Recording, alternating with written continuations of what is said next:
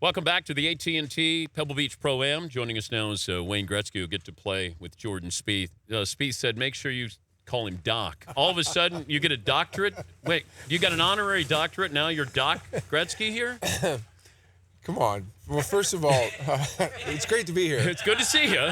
Let's jump right in here, Wayne. And, it's so funny because I've been sitting here thinking, okay, how am I going to answer this? Because I'm sitting in your truck, and I heard him say that. I'm like, okay.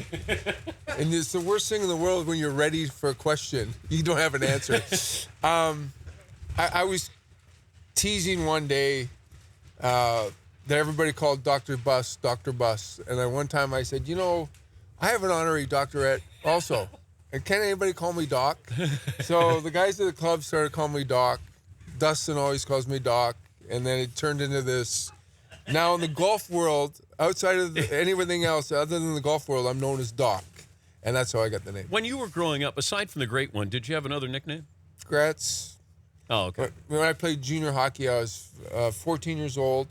I was 122 pounds, and they called me Pretzel because they thought I'd break in half. So that was my nickname for about a year. Did you play any other sports growing Oh, up? I played them all. I loved my favorite sport. Believe it or not, I was baseball.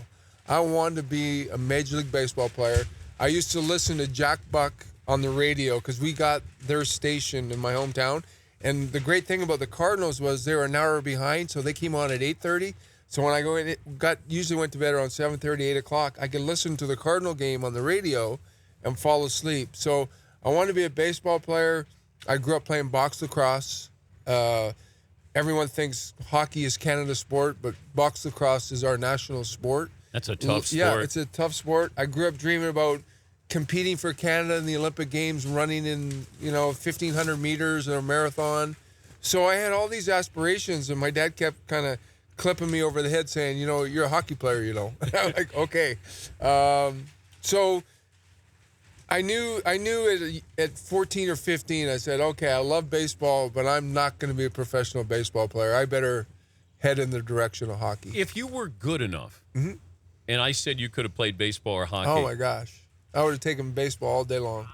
I would have loved to have been the shortstop for the Detroit Tigers. I grew up such a big Tiger fan, Ernie Hartwell, and listened to the Tiger games. So you would have been Alan Trammell before Ron Alan LaFleur Trammell. And yeah, all those guys. When Mark the Bird Fidrich came out, I can remember, and that was when it used to be on ABC with Howard Cosell. The game of the week. Game of the week. And I would be so excited about watching the Bird pitch that night. And I thought, okay, this guy is so unique and he's so good, and yet he had charisma, and he had a style and a grace and an elegance about him. I one time remember an interview, Howard Cosell was bragging to the Yankee players, Thurman Munson and Reggie Jackson, all the guys who were on that team.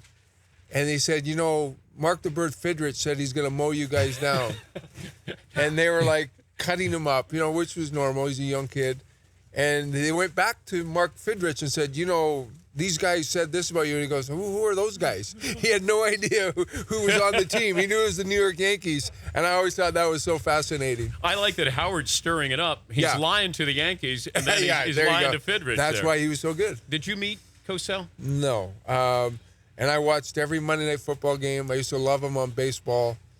He was a pioneer for you guys, like in that world. Yeah. He was so unique. I don't know today if he would be acceptable, how people would react to him today.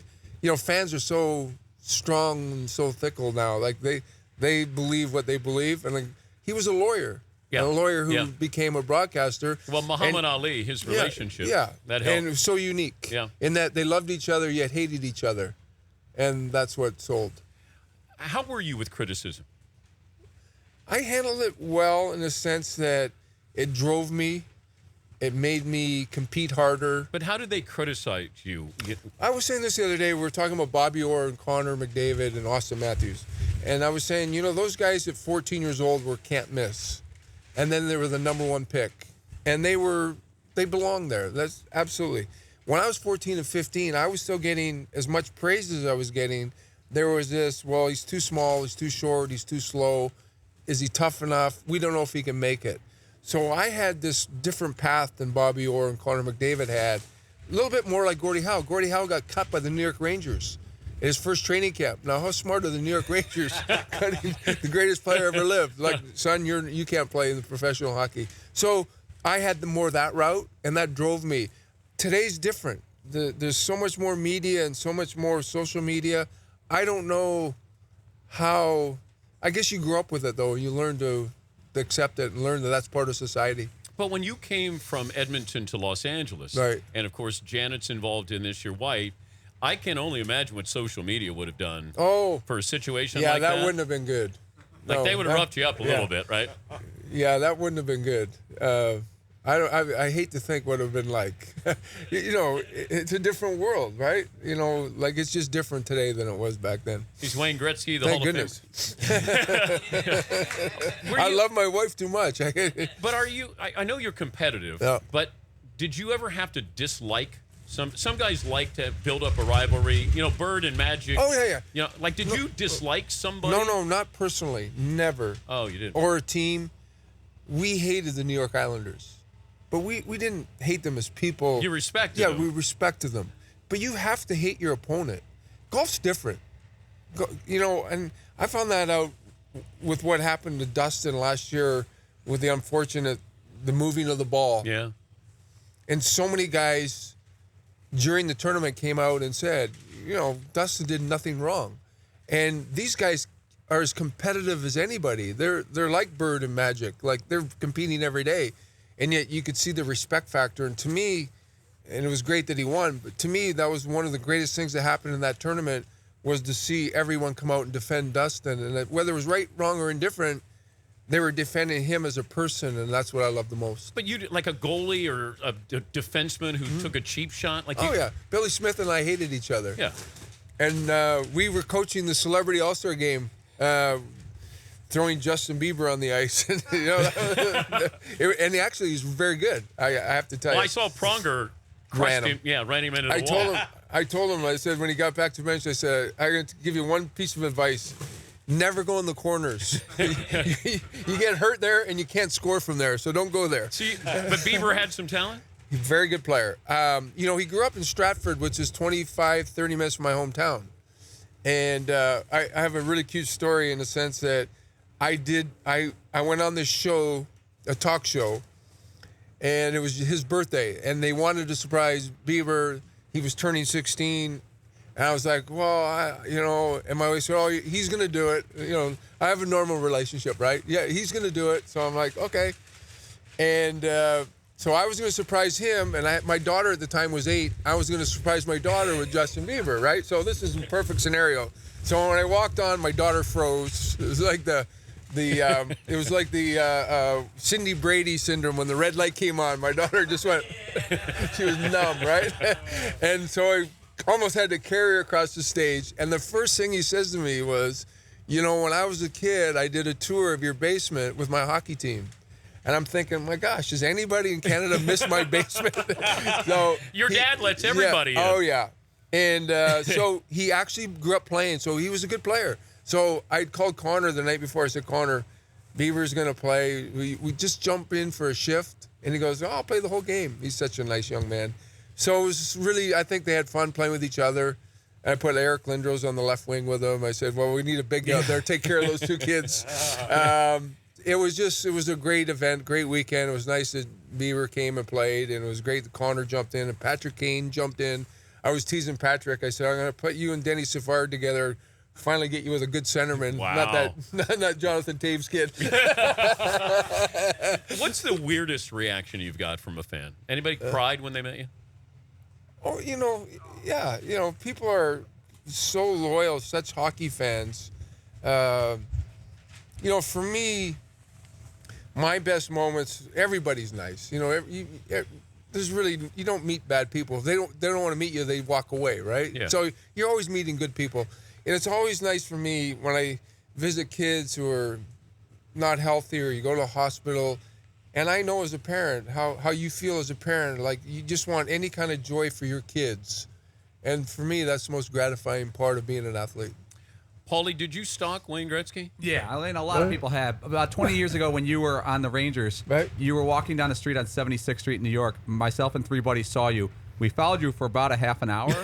You went to like a juice place to get a juice. We stood in line behind you. This is an absolute true story. You got your juice. You walked out. We were too scared to say anything to you. We walked up and my buddy goes, "I'll have 4 what the great one had." And that's the entire story. I would tell you, I loved every bar. You know, living in New York's the best. And I loved every minute of it. What I loved the most about being in New York was my wife was a bigger star in New York than I was. Because Flamingo Kid was such a big movie back in the early 80s that everybody knew Janet. And so wherever we went, it was like, Janet Jones, Janet Jones. I'm like, this is wonderful. So, as much as they like me, I was like, this is perfect. So, but did you fall in love with her after Flamingo Kid? Geez, yeah, you know, I saw the movie. But I mean, we fell in love with her after Flamingo Kid. I didn't know if you I think did. we all did. Yeah. We actually met. We'd met a couple times. We actually went on a first date at a Laker Celtics playoff game. That's why we were there. We both love Bird and Magic. So I happened to be there. I went to the game with Alan Thicke, and she went to the game with a friend. And it was Alan Thicke said, "Oh, let's all go for a bite to eat after the game." I'm like, "Okay, this sounds great to me." And so we went for a bite to eat. And a year later, we're engaged and traded and having a baby. It all happened in 1 year. But here you are with the all-time assist total. Alan Thicke had the greatest assist ever, right? And he always told me that, too. Before I let you go, what makes AT&T Pebble Beach Pro-Am special for you to make a stop? Yeah, for me, it's pretty simple. Chance to spend some time, quality time with Dustin. A is a friend, and, you know, he's just such a special young man in our lives. And most importantly, he's just so much fun to watch play. And I get a chance to play with Jake Owen and Jordan Spieth. Jordan is one of the greatest athletes in our he's a young, new, up-and-coming athlete who handles everything with class and dignity. It's fun to be out there with him, and I'm really no good. But I tell people this all the time. When Dustin went to the President's Cup 2 years ago, and Jordan was number 1 in the world, Jordan said to the coach at that time, I believe it was Jay Haas, "I want to play with Dustin Johnson, and I want to partner with him." And from that point on, Dustin Johnson became Dustin Johnson, who he is today. Oh. And I was telling Mr. Spieth the story, and he goes, "Darn, I should have told my son to keep his mouth shut." So it's really exciting for me. I get to be inside the ropes and play with 2 of the greatest athletes in the world today and 2 of the nicest young men you could ever meet. So I just have a lot of fun. I hit some bad shots. I hit some good shots. But all in all, we just have a wonderful time. And Dustin and I won $30,000 yesterday each for charity and a putting contest because it was raining. And I'm going, how great is this golf? You win money standing around. Wayne, it's great to see you. Have fun All right, this thank week. you. No, pleasure doing the show. I'll do it again sometime. All right. Thanks, guys. We're back on the Dan Patrick Show after this. The Dan Patrick Show, weekday mornings on Audience.